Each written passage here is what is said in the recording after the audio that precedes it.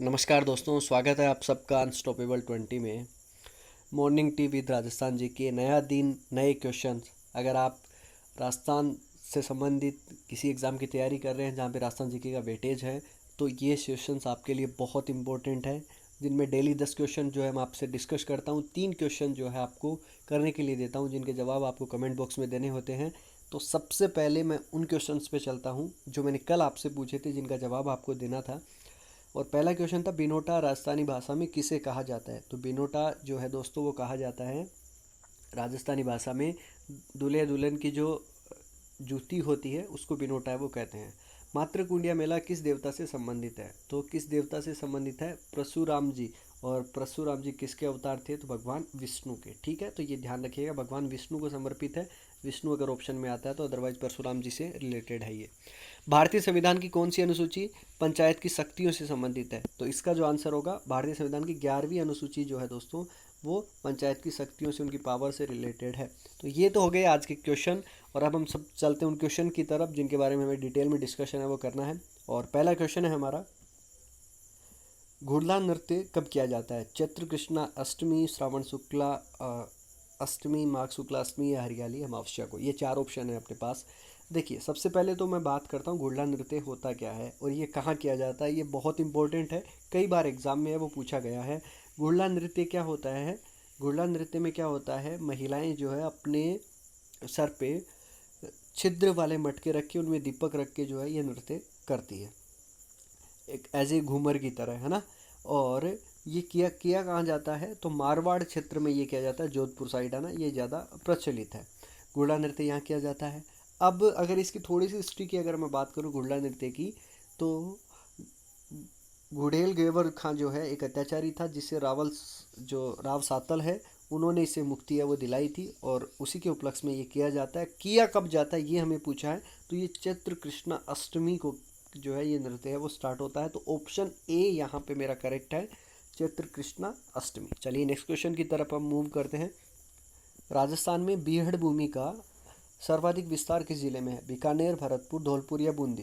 तो राजस्थान में बीहड़ भूमि का सर्वाधिक विस्तार है वो धौलपुर जिले में है। ऑप्शन यहाँ पे सी है वो करेक्ट रहेगा। नेक्स्ट क्वेश्चन है, इंदिरा गांधी नहर का उद्गम स्थल है वो कहाँ पे है।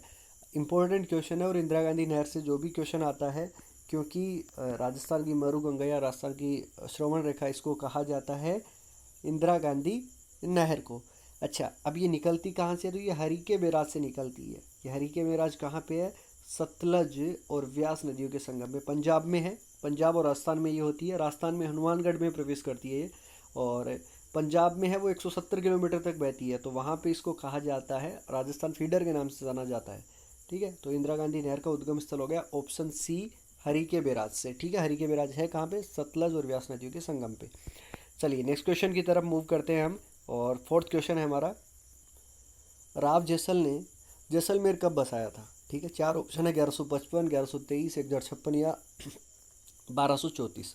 तो राव जैसल ने जैसलमेर बसाया है दोस्तों 1155 को। ठीक है, option A is the correct answer. Next question है हमारा, दोराई का युद्ध कब लड़ा गया था। 4 ऑप्शन है आपके पास में। तो सबसे पहले तो मैं बात करूं, दोराई का युद्ध है वो लड़ा किन किन के मध्य गया था।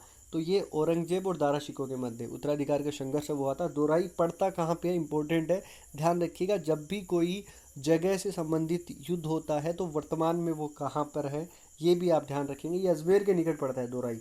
ठीक है, और यहाँ पे युद्ध हुआ था 14 मार्च 1658 को, किस किस के बीच में, औरंगजेब और दारा शिकोह के मध्य। ठीक है, और नेक्स्ट क्वेश्चन है, आवल बावल की संधि के समय मारवाड़ का शासक कौन था।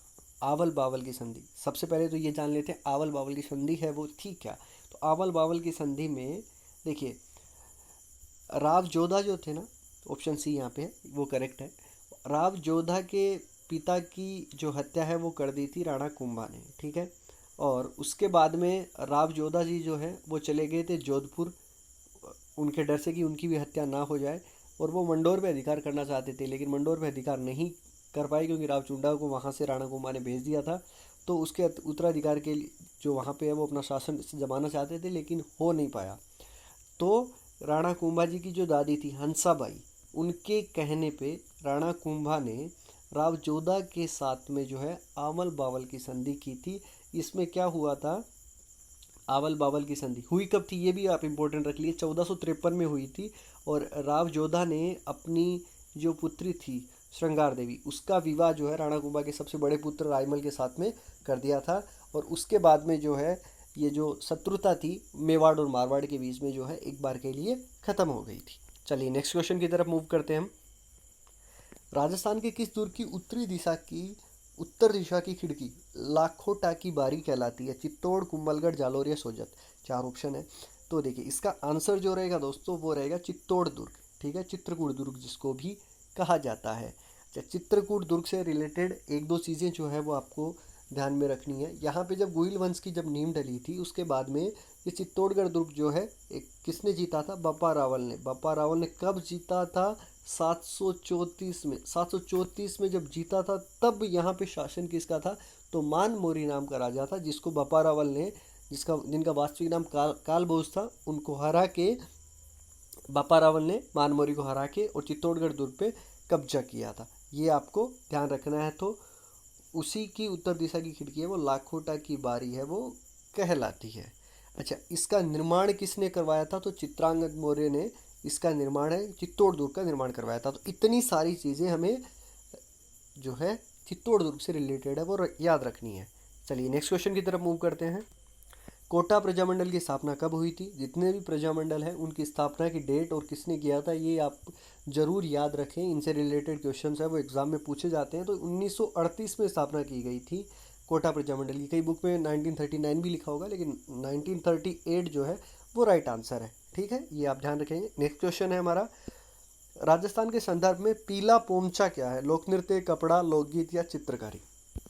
देखिए पीला पोमचा क्या होती है? पीला पोमचा राजस्थान में एक ओढ़नी जो होती है ना, स्त्रियों का एक कपड़ा हो गया ओढ़ने का, ठीक है, ओढ़नी को कहा जाता है पीला पोमचा। ये पीला पोमचा दिया कब जाता है?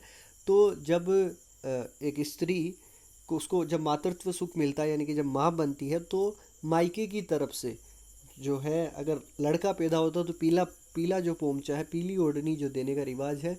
और लड़की अगर पैदा होती है तो वो लाल पोमचा है उसको दिया जाता है। तो ये कपड़े का एक प्रकार है। Option B is the right answer. और आज का लास्ट क्वेश्चन है हमारा, राजस्थान में किसानों द्वारा पारस्परिक सहयोग से कृषि कार्य करने की प्रथा क्या कहलाती है? तो ये क्या कहलाती है?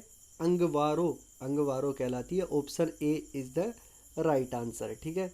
ये लेन वगैरह जो है किसी अवसर पे जो आपस में बर्तन वगैरह दिए जाते हैं, जब आपका किसी की डेथ हो जाती है तब नांगल जो होता है गृह प्रवेश का होता है। तो ये इस प्रकार की चीज़ें हैं। लेकिन अंगवारो जो है किसानों द्वारा पारस्परिक सहयोग से कृषि कार्य करने की प्रथा है। अब आपके लिए 3 इंपॉर्टेंट क्वेश्चंस जिनके आप स्क्रीनशॉट है वो ले सकते हैं। और मेरा बार बार यही कहना है, इन क्वेश्चंस के बारे में जितना आपको ज़्यादा पता हो। बीड़ी उद्योग का प्रमुख केंद्र कहाँ स्थित है?